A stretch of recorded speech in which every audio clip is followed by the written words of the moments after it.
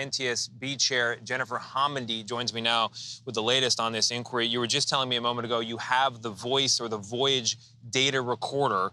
What are you hoping to learn from that? Yeah, from the voyage data recorder, we hope to begin to develop a timeline of events that led up to the striking of the bridge. We hope to have that later today. It will provide us with a number of parameters, everything from location to positioning of the ship to speed, you name it. So we will pull that together to make sure we have a very accurate timeline of what occurred. We'll be able to see any sort of power loss and be able to report that later today. Authorities locally are already saying they believe the ship lost power and was at the mercy of the tides at that point. And one explanation for why is possibly contaminated fuel. Are you thinking about that as a culprit here? We've heard the reports. That's way too early for us. We have a lot of information that we are gathering, collecting, that we'll have to go through.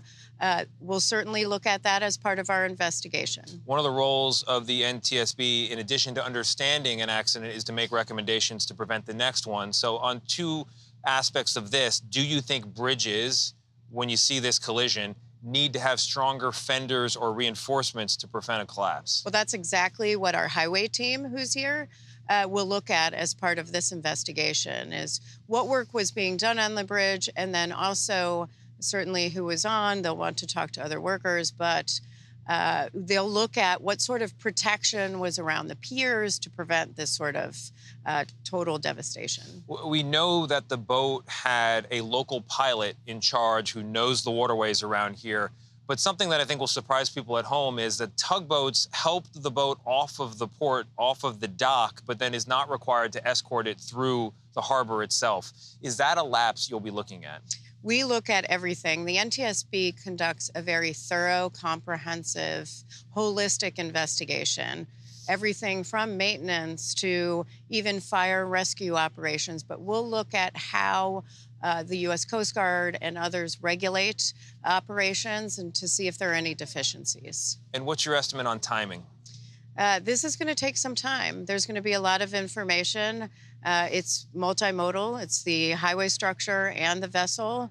But our goal here on scene is solely to collect the perishable evidence and identify persons that we will want to interview as part of our investigation. Jennifer Homendy, thank you very much. Best of luck to you and your team. Thank you so much for having me. I appreciate it.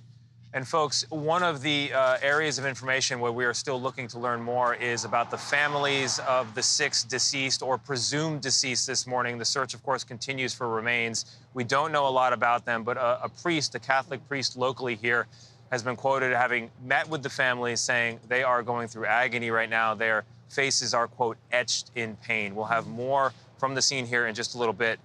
But thinking of those families this morning, I'll send it back to you in New York. Yeah, absolutely. Very unexpected, I'm sure, for everybody involved. Tony, thank you.